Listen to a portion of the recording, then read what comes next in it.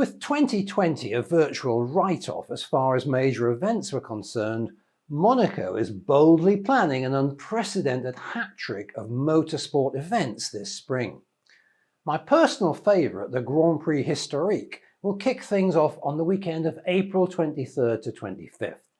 2 weeks later, on the 8th of May, the Electric Championship for Formula E cars will take to the streets of the Principality, followed from May the 20th to the 23rd by the Blue Riband event, the Monaco Formula One Grand Prix.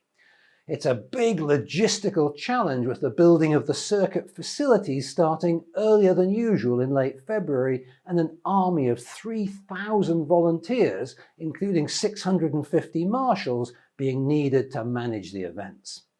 There are so many events across the calendar in Monaco that when the 2020 Historic Grand Prix and Formula One race were cancelled due to COVID, there simply weren't any windows in which the races could be rescheduled. Unlike permanent racetracks, there's an 8-week process needed to turn the streets of Monaco into a working racetrack. And the springtime is the only point in the year that allows the logistics to be workable.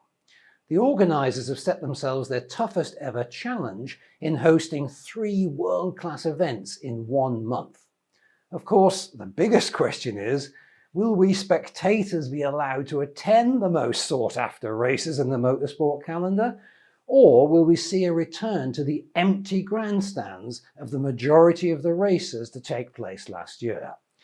Fingers crossed.